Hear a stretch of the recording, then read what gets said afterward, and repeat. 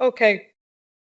Welcome to ATU, Digital Ed 25 conference. Good morning, everybody. You're all very welcome. My name is Karina Ginty, and I'm a head of teaching and learning here in ATU. On behalf of the Teaching and Learning Centre, you are all very welcome to ATU Galway campus and online today. We have over 250 joining us online that are registered, so looking forward to the day ahead.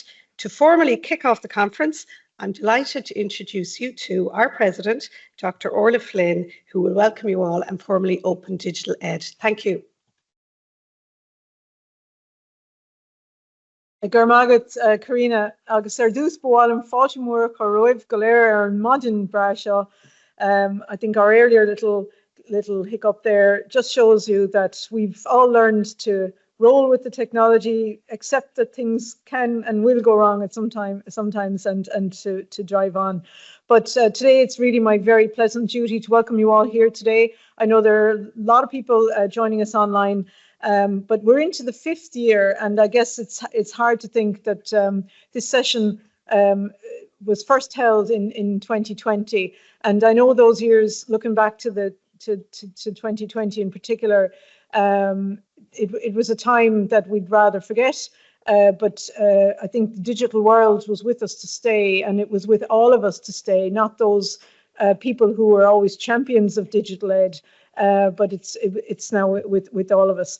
But originally, so we're in our 5th year of this conference, and it was originally funded by the HEA Innovation and Transformation Fund. And I think back to the iNote project which generated that funding. And for us in ATU, it was a really it was a project that really brought us together as a new technological university, even before we had the formal merger.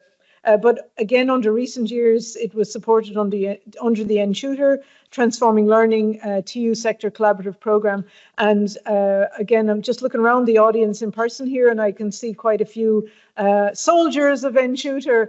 And, you know, NTutor was one of those really, it was short, it was sharp, it was intense, but it was a project that really built a lot of trust right across the sector, particularly among our digital ed community. So you're all really welcome. Today's conference title is Digital Education Technologies and Practices Shaping the Future of Teaching and Learning. So again, it's a conference that brings educators, researchers, practitioners working in digital education, not just here in Ireland, but also internationally. And particularly welcome today. ATU is a member of the European University Alliance called EU Green. And EU Green, we have 9 partners across Europe, but the Green stands for Responsible Growth, Inclusive Education, and the Environment. And it's a European alliance that really looks at the roles of universities who are in more peripheral regions and how that impact of research and that knowledge-intensive activity can be sustained in those kind of regions and not just losing it to the large urban centres. So delighted that our EU Green Alliance partners are joining us from all across Europe today as well. The conference today is going to have a particular focus on assessment and AI and designing learning for the future.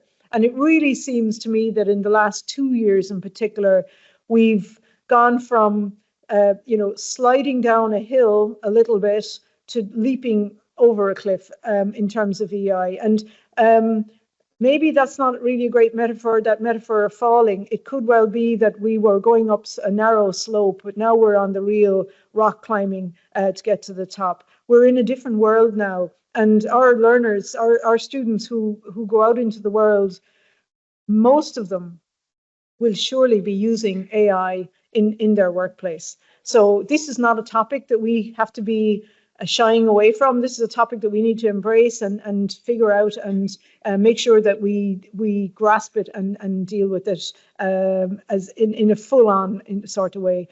We will have an international keynote address delivered by Professor Phil Dawson shortly, and he's well known for his research on feedback and cheating and AI in assessment. So again, this has been our big fear, I think, is to how do we grapple with that. Second keynote address includes Associate Professor Sue Beckingham, no stranger to us here, Professor Peter Hartley, Stephen Powell, and Dr. Jenny Lawrence. And they're going to share case stories from their book, Using Generative AI Effectively in Higher Education, published in 2024. And again, for me, one of the highlights, I'm never able to get to all the sessions. In the previous years, I would have been able to dip in and out. But there's usually a set of highlights that comes out after this conference, and I'm really looking forward to hearing back from those particular sessions. We will, of course, have our usual parallel conference sessions, and there'll be a wide range of topics there. But again, just to welcome, we will have presentations from colleagues and students from Dundalk Institute of Technology, from MTU, SCTU, IAGT, UCC, UCD, and the University of Galway. And these sessions will explore assessment in the age of AI, digital transformation in teaching and learning, immersive learning, and digital pedagogies. Plus, we have ATU colleagues who've recently completed their own MA in teaching and learning and having a look at their applied projects.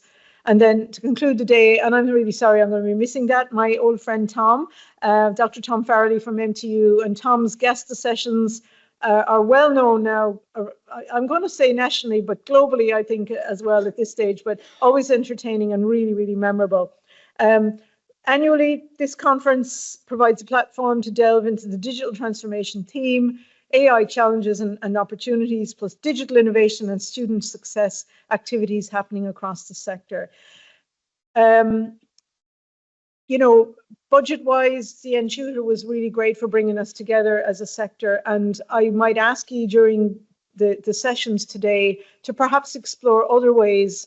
You know, the Tutor did leave a legacy among the technological universities in particular, but perhaps arising from today, there can be other collaborative initiatives that we can have primed and ready should another funding call emerge. And these are, there's no point in us looking around. If a funding call is to emerge at any stage, it would be really nice to have something teed up that we could work on collaboratively, perhaps not just as the technological university sector, but the wider higher education sector in Ireland. So before I close, I do want to thank the conference committee, the colleagues in the Teaching and Learning Centre under the leadership of Dr. Michelle Glacken, and the colleagues who organised this annual event. Great effort goes into it, and it really brings together a warm, friendly community of practice. So looking forward to the day ahead, and at least I'm looking forward to hearing about it afterwards.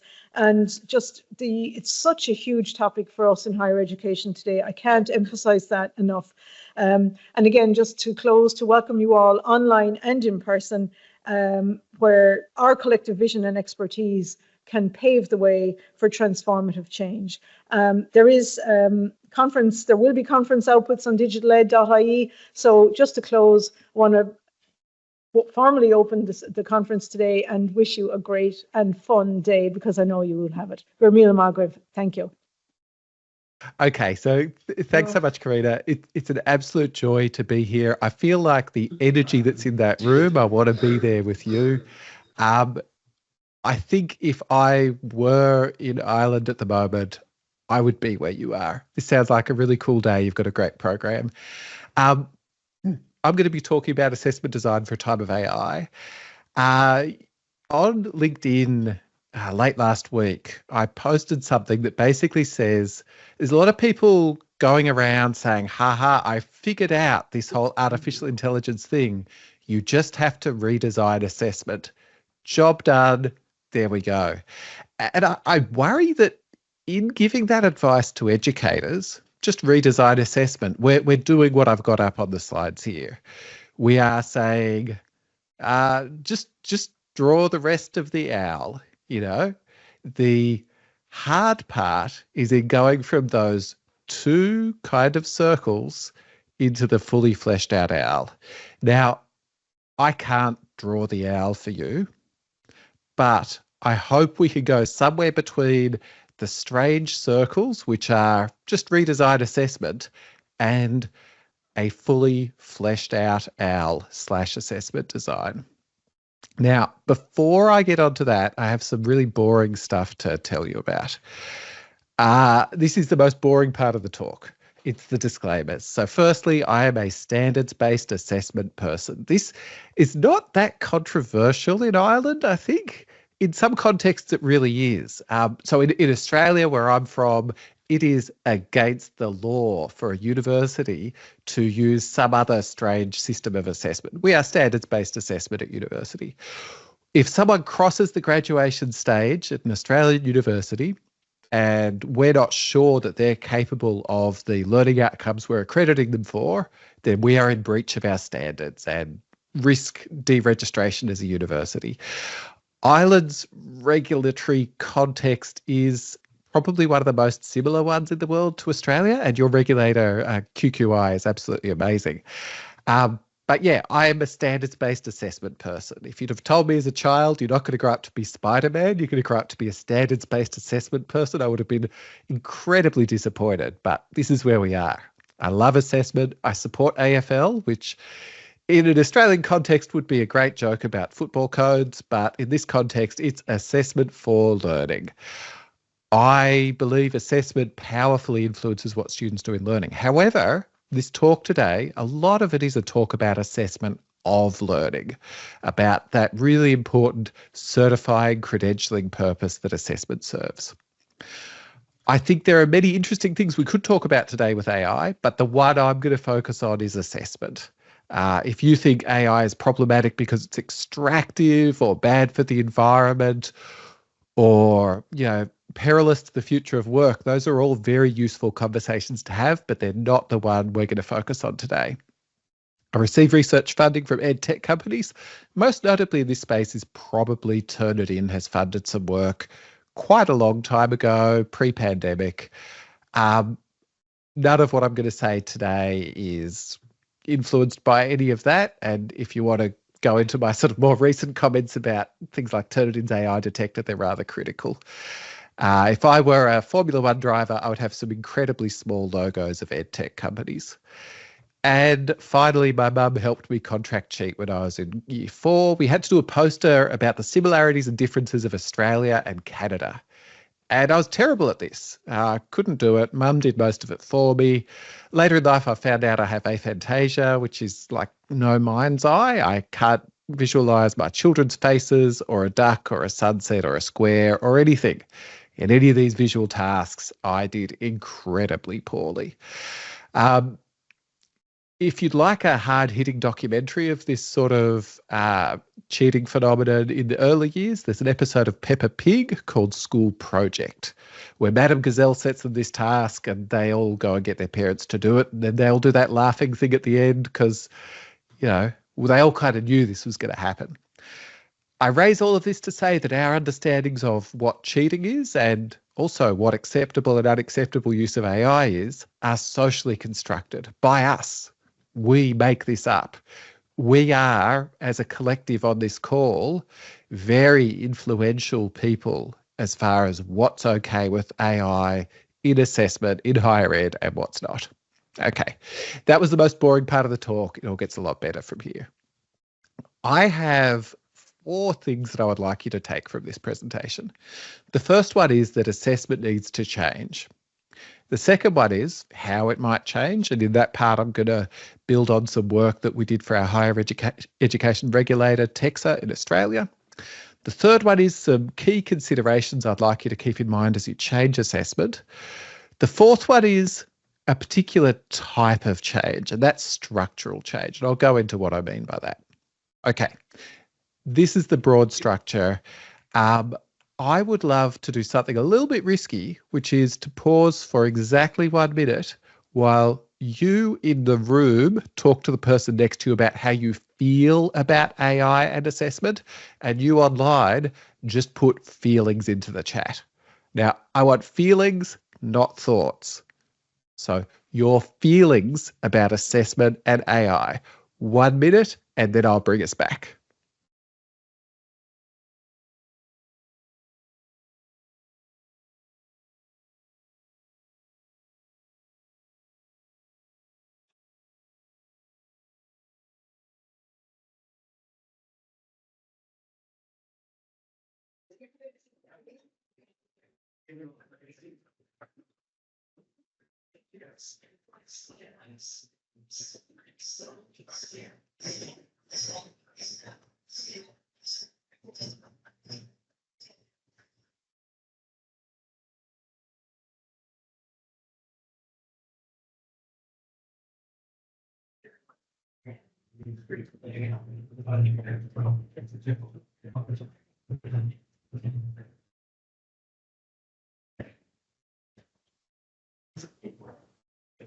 All right, I'm going to wrap everyone up. Can someone in the room do something very teacherly that will get everyone to be quiet, please? I'm sure there's someone doing something very admirable and teacherly, clapping their hands, whistling, something like that. Okay, I'm going to resume now, and I'm assuming you in the room are behaving yourselves. We have a lot of feelings on the chat.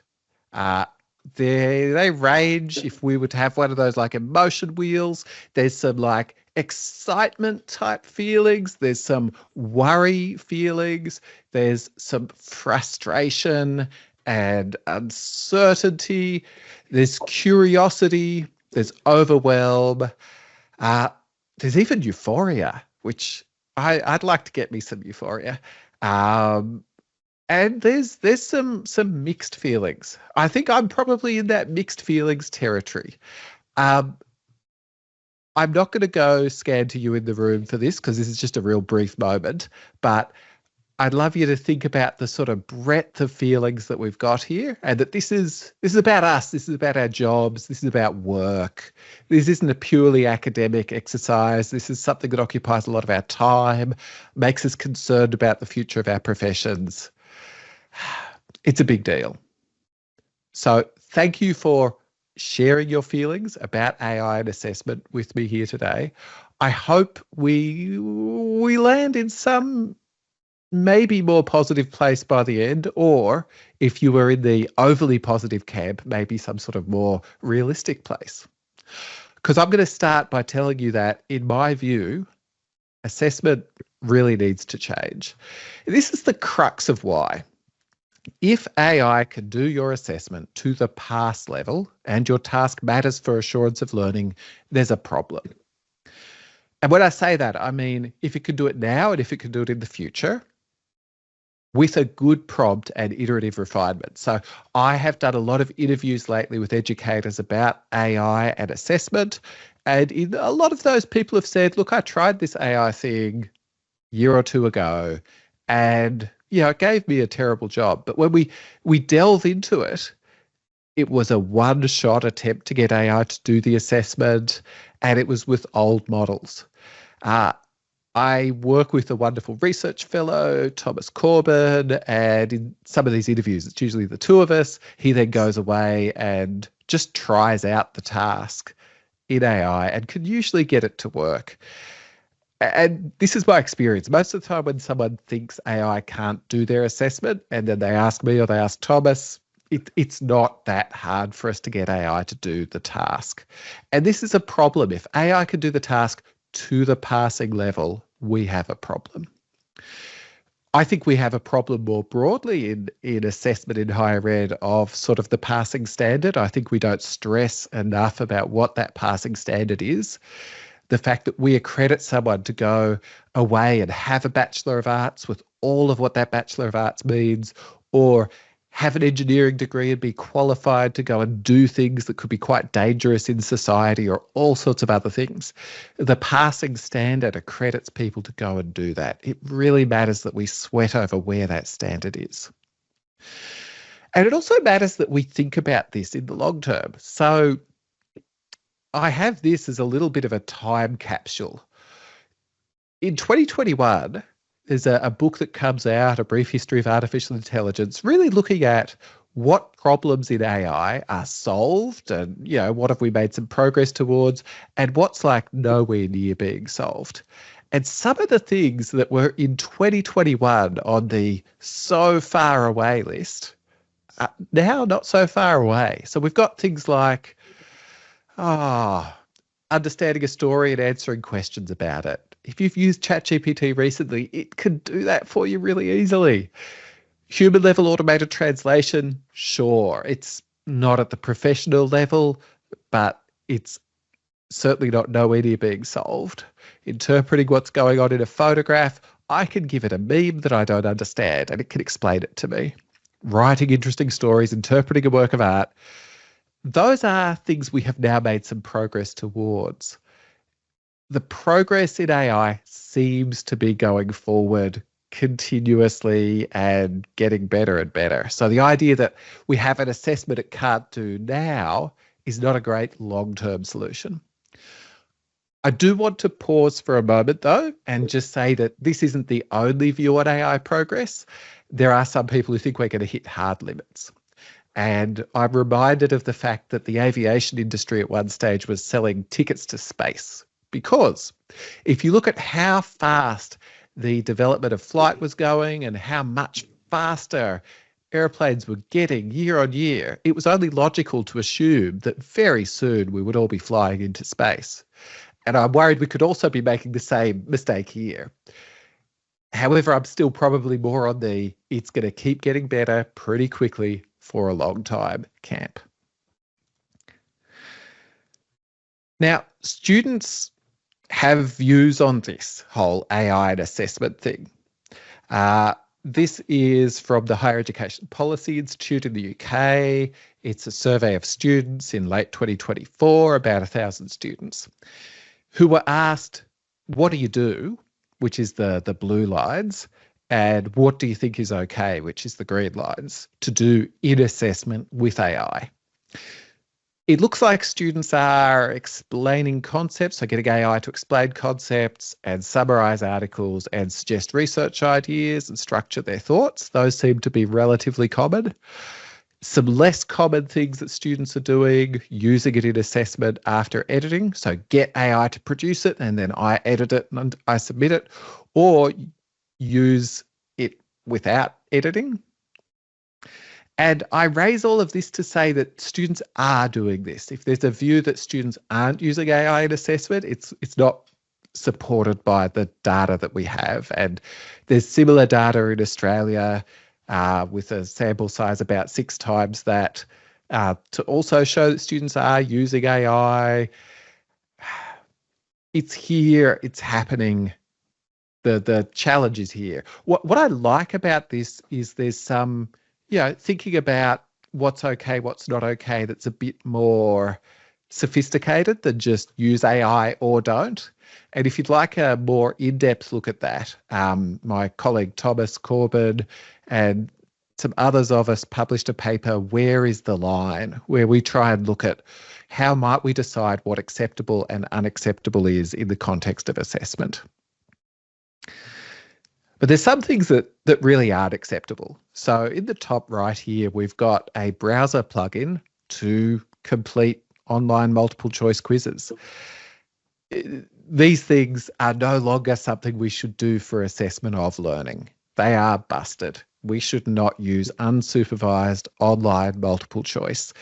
In my context in Australia, a lot of universities explicitly prohibit staff from using unsupervised multiple choice in assessment because it's just not something that has any robustness.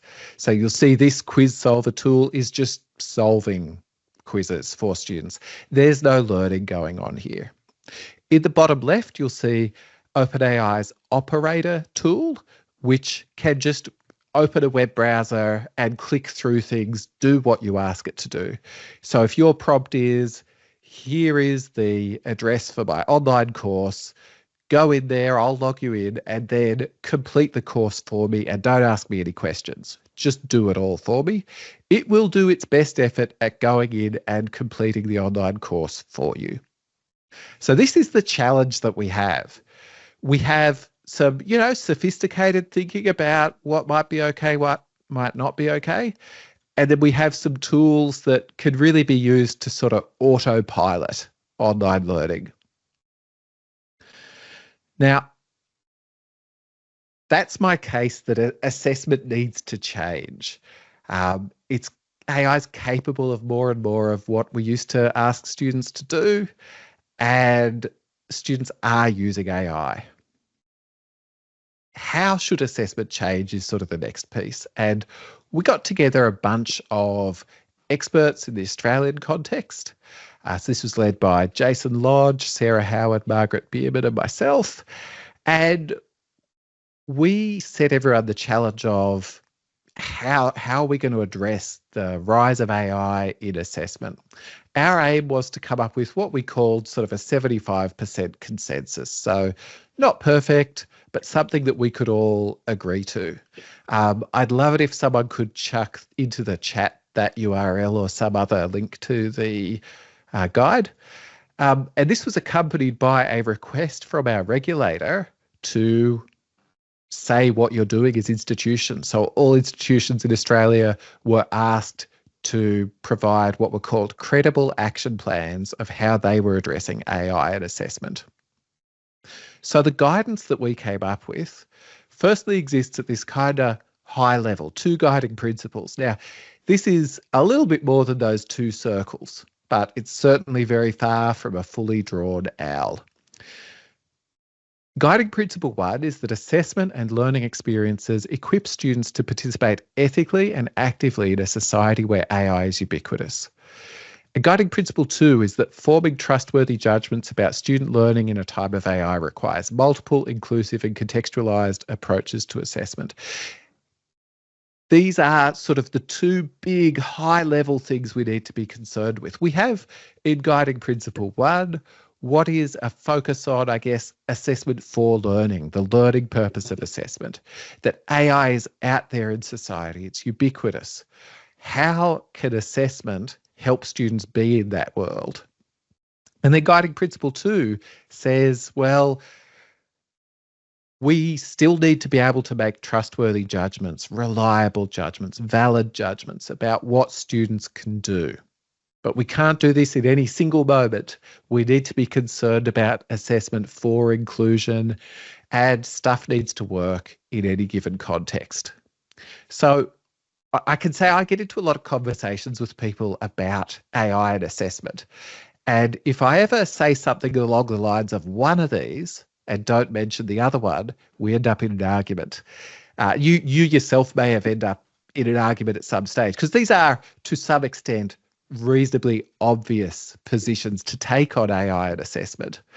If you just take one of them, you end up with a lot of arguments with people who believe in the other one.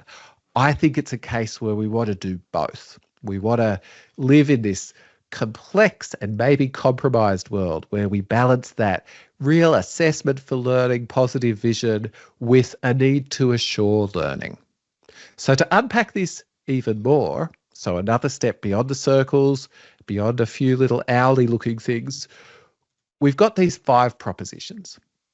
Now, these are a compass, but not a map. They all begin with assessment should emphasise. First, we have assessment should emphasise appropriate, authentic engagement with AI. So there's a bit to this. The authentic part, we're familiar with this idea of authentic assessment. The most basic form of that is assessment that might represent the world beyond the institution, the world beyond university. We want to represent that in our assessment.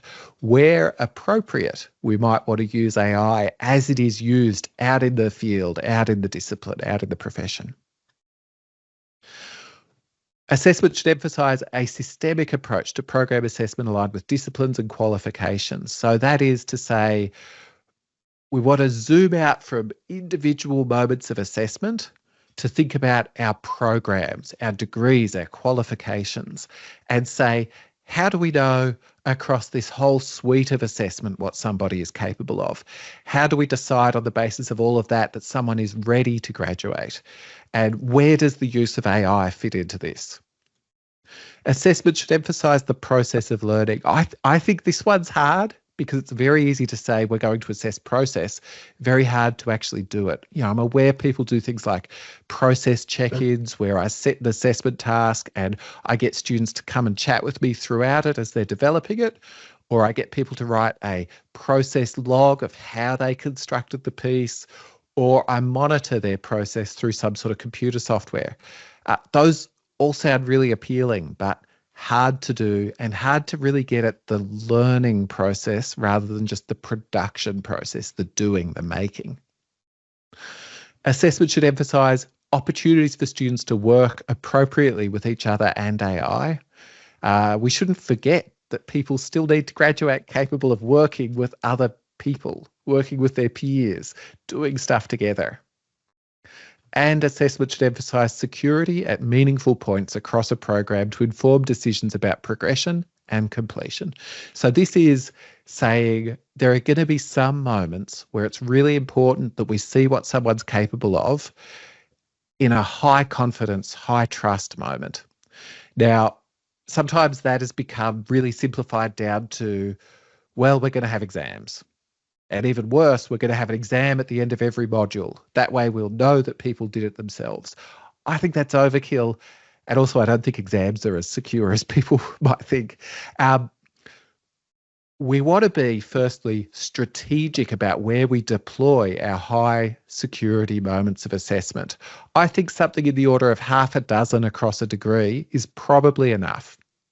If we have 0 or 1, that's probably not enough. So if you have a degree where it's all take-home essays, I think you have a really significant problem on this 5th one. I think you don't have security at meaningful points across a program. You can't have confidence in what people can do. But similarly, if you have an exam at the end of every module, I think you're wasting a lot of resources and really damaging the student experience. Now, it's also not all about exams. It's many types of assessment that we might think are higher security. It's things like interactive oral assessment. And I'm familiar with some great work that's been done in Australia out of Griffith University that's been extended in Ireland as well. So interactive oral assessment, work on placements, process check-ins. When I used to teach computer science, we would just do all our marking in class with the student there, sit them down, say, hey, can you tell me why you made this decision in the design? Can you tell me what this bit does? What happens if we change that? That was our way of having assurance that the student could do the thing. Whatever that looks like in your discipline, it needs to be deployed at those really meaningful points across the program. Now, I'd love you to take just 1 minute with the person next to you. Which one of those would you want to keep? If I told you you could only have one of them, which one are you going to keep? And online, I'd love it if you can chuck into the chat. You can only have one of these. Which one is it?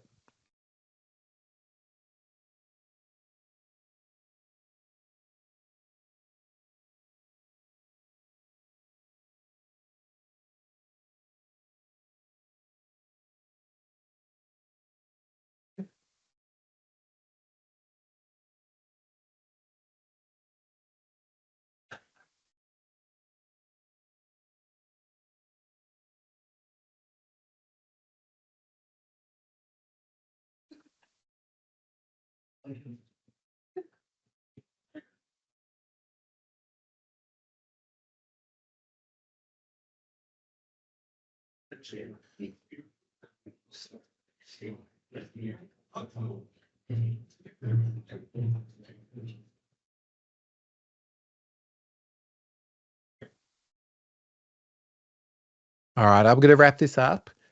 So again, someone do something really wonderful and teacherly to get everyone in the room to be quiet. I'm talking to the online people right now. I can see a really big spread in the online. It looks like, at first I was going to say 4 was the most common one online, and then a bunch of 5s came in, but it's looking like probably 4. I am a number 5. Number 5 is the one that I was most obsessed with, but it's a dismal world if we only have number 5. It's a world of assurance, but not a nice world.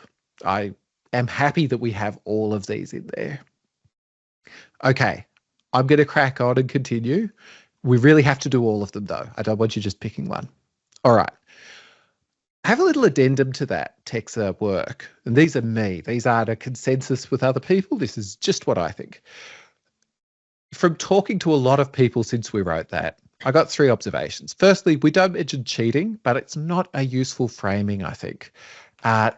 Cheating is something that I used to really write a lot about, and I think in a time of AI, there's so much ethical ambiguity and students using AI in ways that are authentic to professional practice that we might deem inappropriate. It's hard to label them cheating.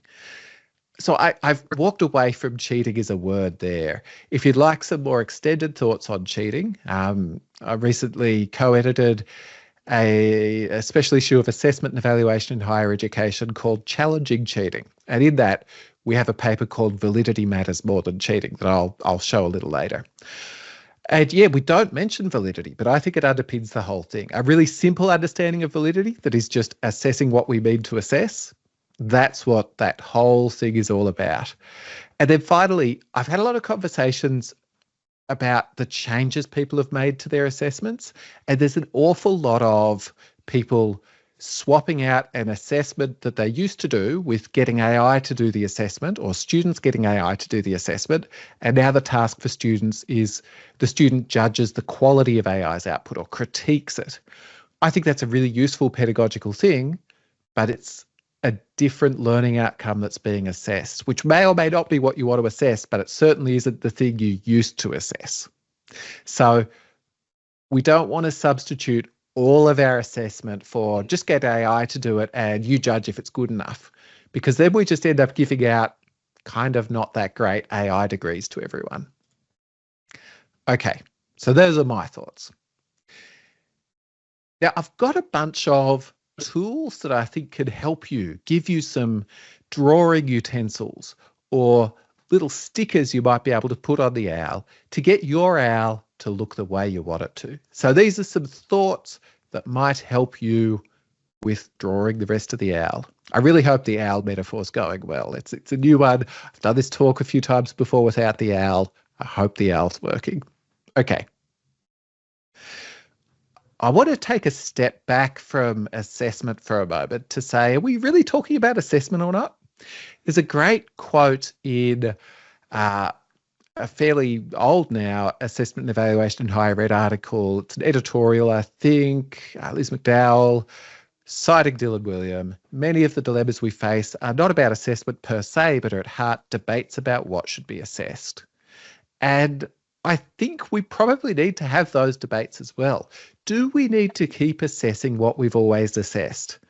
Do we need to adapt our tasks so they can assess these things that we can't really assess anymore, or we need not assess anymore?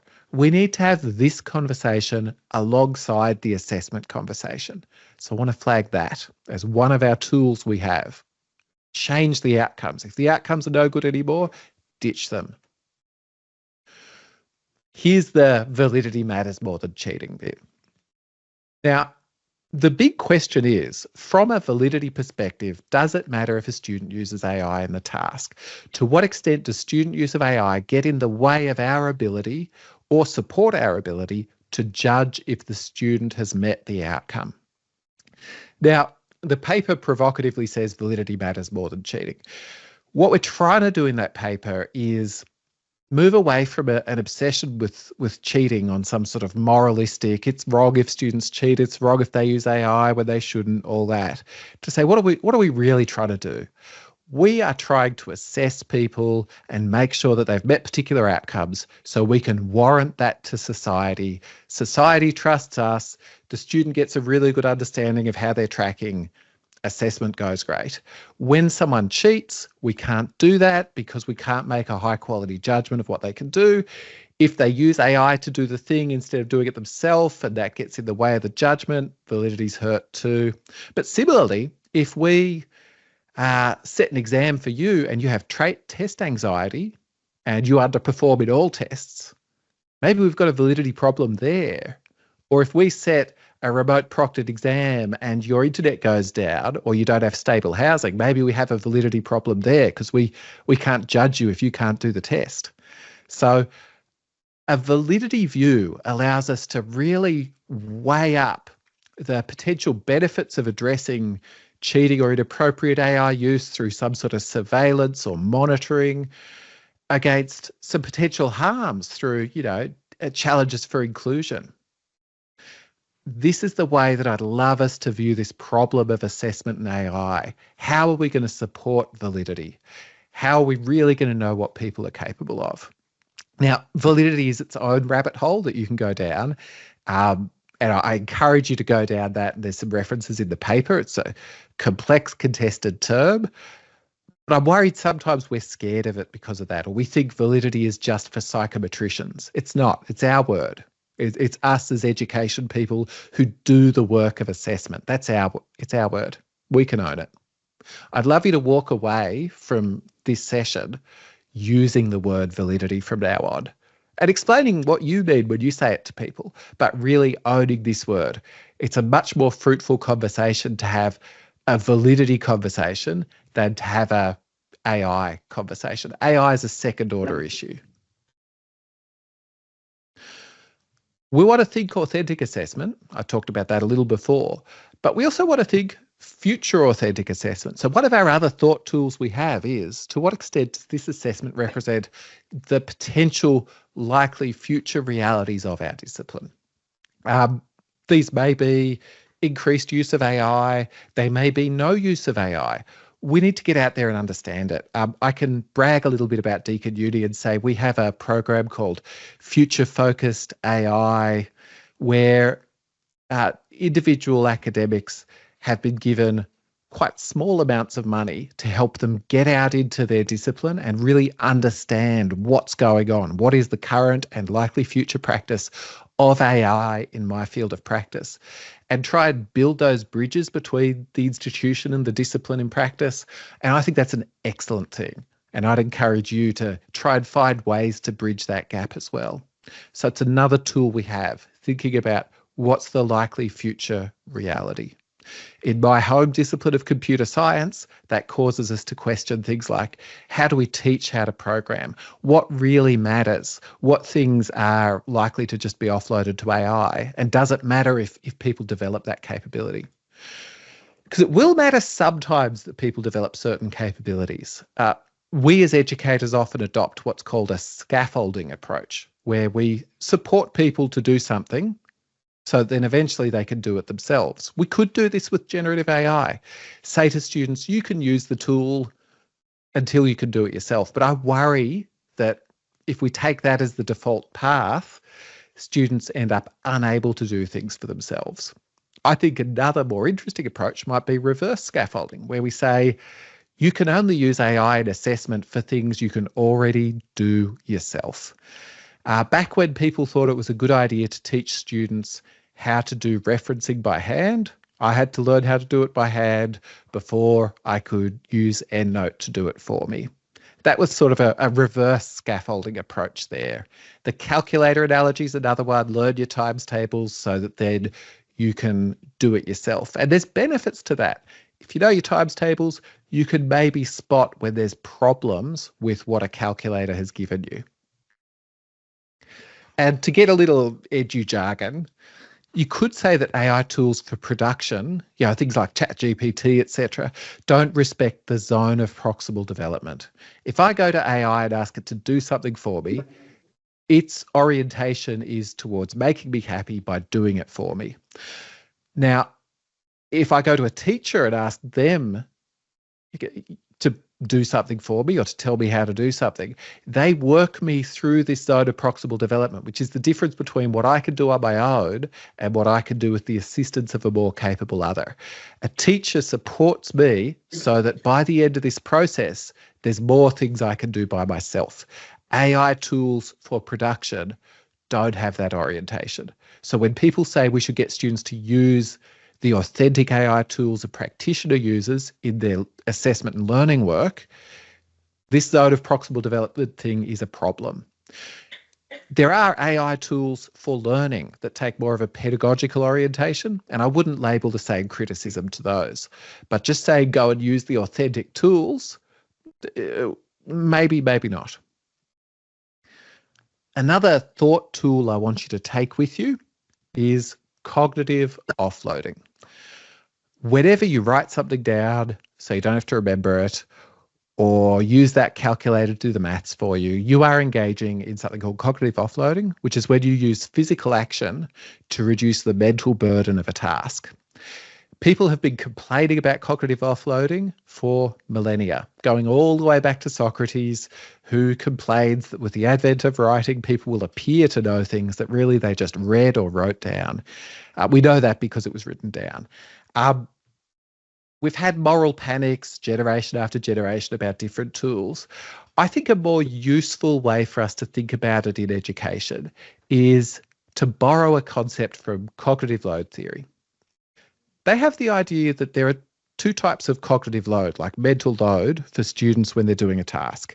There's intrinsic load, which is stuff that is deeply integrated in the task. You cannot really do the task, meet the outcome without this intrinsic cognitive load. And then there is extraneous cognitive load, which is the busy work. It's all of the annoying stuff that doesn't actually contribute to learning, that students hate, and we might hate to mark it, but what we really care about is this intrinsic load, the core bit of the work. When I'm writing a journal paper, the intrinsic load is the writing of the paper. Some of the extraneous load is all that annoying EndNote referencing stuff. Now, EndNote is a way that I do some cognitive offloading of the extraneous cognitive load. I get EndNote to do all that stuff for me, and it's wonderful.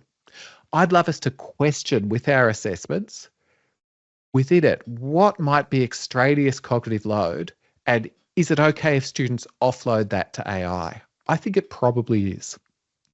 And finally, for this section, I want to tell you about evaluative judgment. Evaluative judgment is your ability to make decisions about the quality of work, your own work, the work of AI, the work of a peer. We all do this, and it's really important that students graduate capable of making decisions about if something is good enough, if some practice is safe, if they've done a good enough job, if someone else has done a good enough job.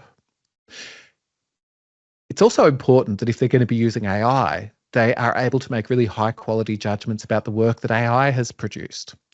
Now, I think this is a really worthwhile thing. It can't be the only thing, as I discussed before, but it's something we want students to do. We want to engage them in making judgments about AI products. Also about their own AI processes, how they use AI. And we want to prepare them for a world where AI will be judging their work. And this isn't a Black Mirror episode sort of thing. This is a now sort of thing. People's work is being judged by AI. We want to prepare students for that world. Okay. I have these 7 concepts again, and I would love you to take just 1 more minute, because I have just another little thing to talk about after this, then we'll go over to Q&A. 1 minute, which one of these speaks to you the most and why? And in the chat, I'd love you to do the same thing. Which one and why? 1 minute.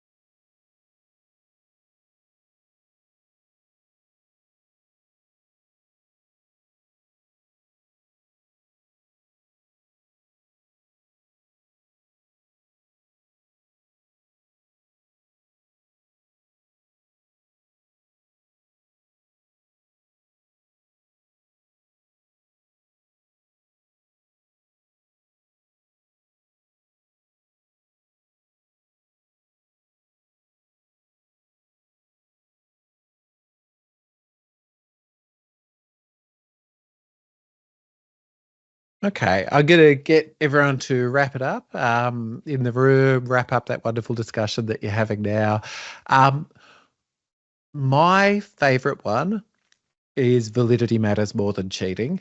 And I am deeply disappointed in everyone in the chat who didn't choose that one. I think it's the best one. And my wonderful Cradle colleague, Margaret Bierman, would probably be quite happy that her paper on evaluative judgment in a time of AI that I featured there and was sort of talking around when I was talking about evaluative judgment achieved more in the chat.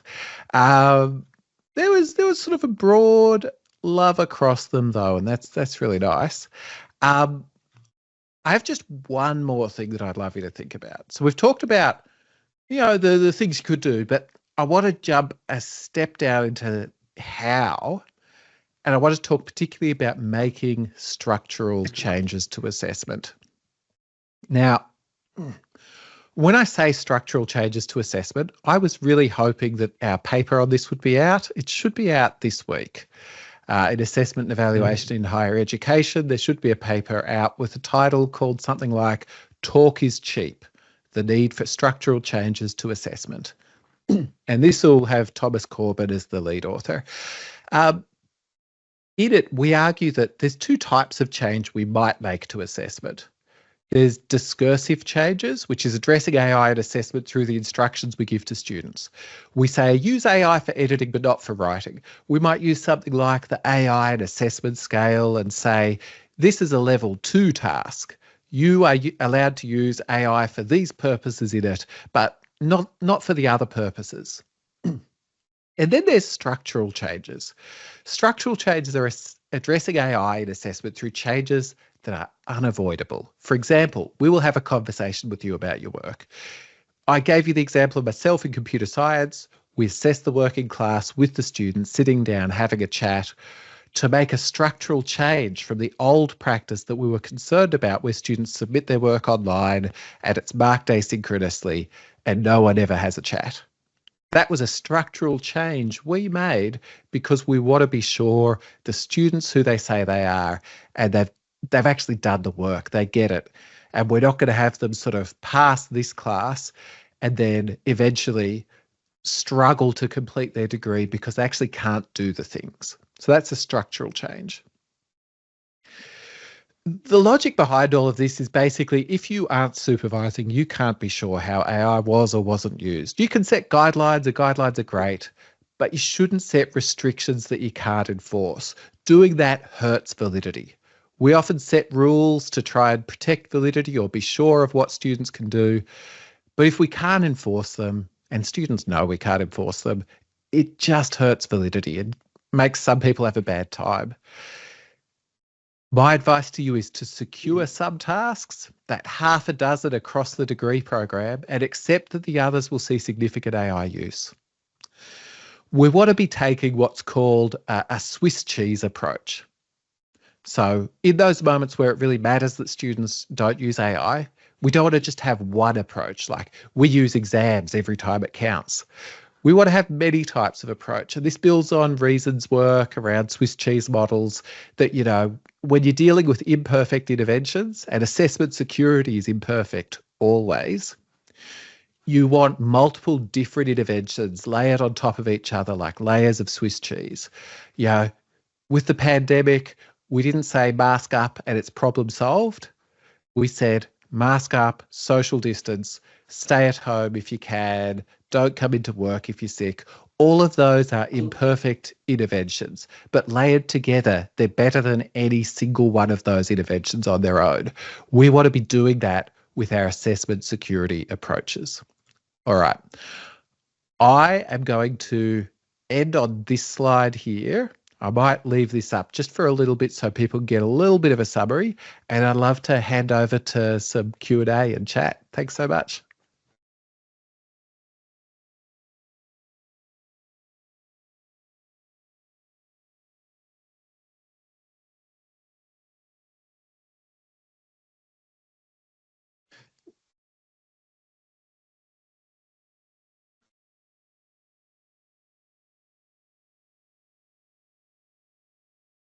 Okay, look, I'm imagining people in the room maneuvering and figuring out tech. And I'm going to just jump onto a Q&A question that's in the chat there. We have a question that is, the role of the university in the AI discussion is important, so we don't individualise the discussion to the individual staff member, student, program board. Oh, I think that is such a good question. I agree entirely. We want to do this at an institutional level. We also want to recognise that a lot of this probably lives at different levels. So a decision about what's allowable in a given assessment task probably lies at the level of the person who's running that module. But we can't let everyone just run away and make their own decisions and we all just kind of do whatever the hell we want. We want some sort of coordination. I think at the program level, the degree level, we want to be getting people together to have chats about this. So we have a coordinated approach. We can say this program really means something. We have assessment that works across the whole program. So yeah, there's room for leadership across all levels in institutions on this. So thanks for that one. I'm mindful we have people in the room and I can't see the room. So would anyone like to sort of handle that Q&A on that end? Yeah. Can you hear us okay, Philip? Yep, really well. Brilliant. If there's any questions in the room, we're going to maybe hand around some mics for any questions that we have. Otherwise, we'll have a look at the questions online. Yeah, is there anybody? Will I pass around? We'll have a look at the questions online first. I have a question, but we'll look at the chat. And is Emma moderating it? There we go. Have a look at it. Wasn't any further. Teresa? No? Okay, so thanks very much, Phil. That was really interesting, always entertaining and always very thoughtful, your keynotes. It's just interesting, the tips that you raised for us all to consider. And one of the things, I suppose, one of the points that you made around the heart of the debate is what should be assessed. It's just a really important point, and it made me think about the ongoing challenges that we have in higher education around over-assessment.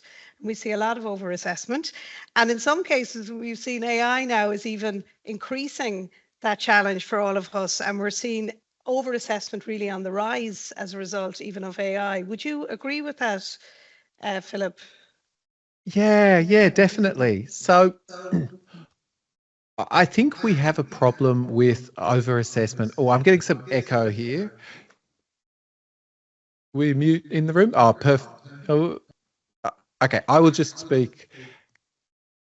We have a problem with over-assessment.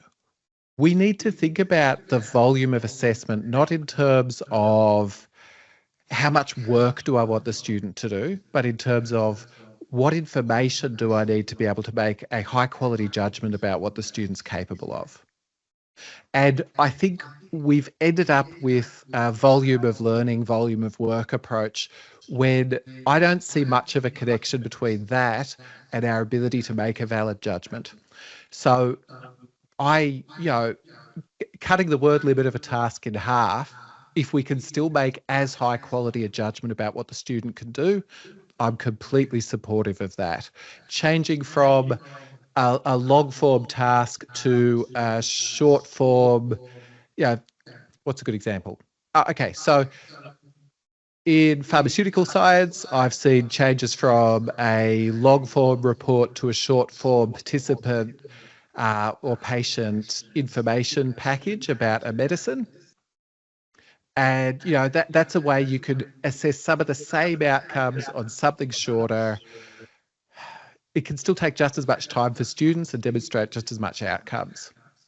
I'm sorry, the echo is actually proving rather distracting and potentially for the people online as well. Okay, let's try another question. Okay, sorry about that. One other question. Is there a question here in the room? Was there, Sean? Nori. Sorry. Phil, thanks very much for your presentation. Annette and I do a lot of the AI play workshops here in ATU. The disciplines in the area of science and engineering have ways around dealing with AI, but we've noticed that particularly the humanities and the critical thinking and writing and the essay format assessment is one that's proving most difficult. And we're all looking for a silver bullet. You got it. The hardest question, I think. Okay. I think, so I was speaking to someone in an arts faculty recently responsible for teaching and learning in that faculty, who said we have an essay problem in our faculty. And that's the way that he's conceptualizing it. Over-reliance on essays is, it's a really big problem. Now, I've had some fantastic conversations with people from the arts over the years about how essays are an authentic assessment in some disciplines. So it would be bad if we did not get students to do them at any point in time, but to rely on them for assessment of learning is not okay. We have to move away from unsupervised take-home tasks like the long form essay for assessment of learning, especially when AI is so well suited to it. We have the option to try and supervise, invigilate those sorts of things. That's one thing.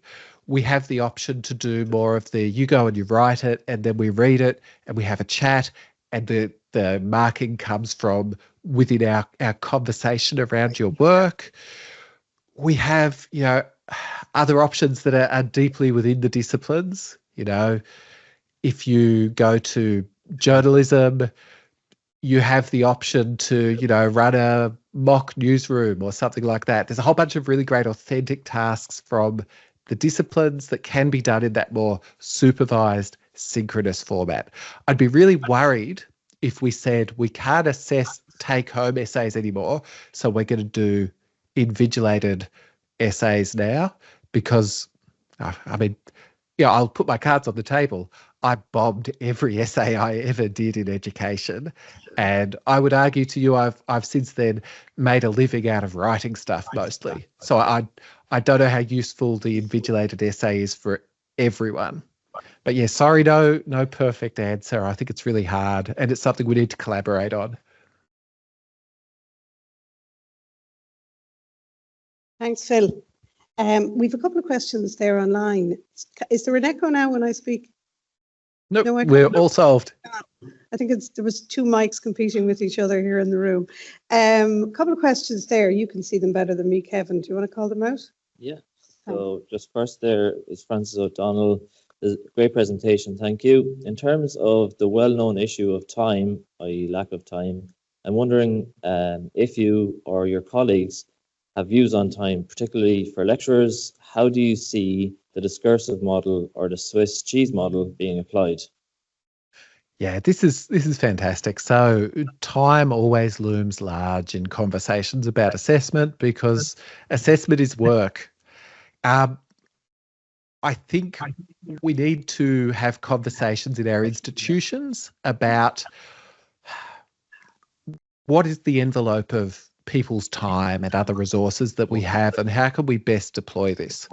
I think there's a lot of stuff we currently do. We do a lot more assessment of learning than we should, that we can get rid of. I would love to see us removing all assessment security from most tasks, and then saying, how can we deploy that resource at moments where it really matters?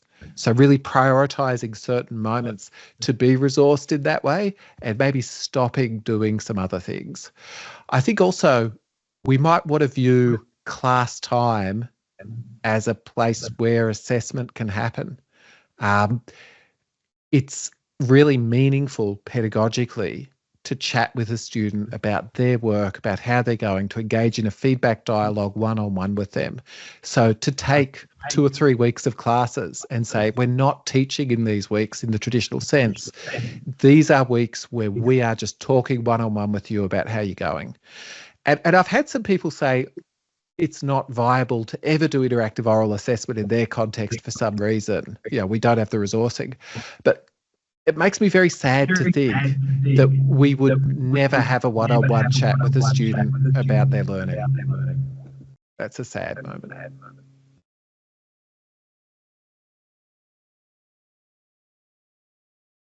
Can you hear us okay? Sorry about that, Phil. I'm not sure where that feedback was coming from.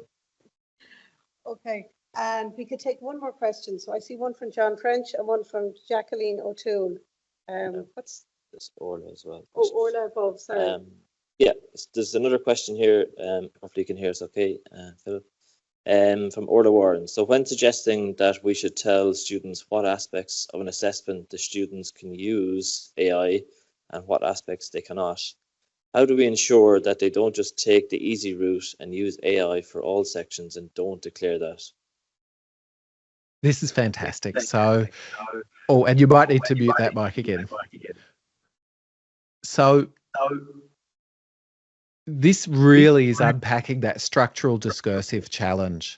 So when we say to students, don't use AI in these ways, and we have no way of enforcing it, that is purely a discursive approach. It's structural change is what we're really after. I don't think there is a way, and someone might have a way, but I've had a lot of conversations with people about this. I don't think there is a way to allow someone to use some AI, but not all AI, unless there's some element of supervision involved. I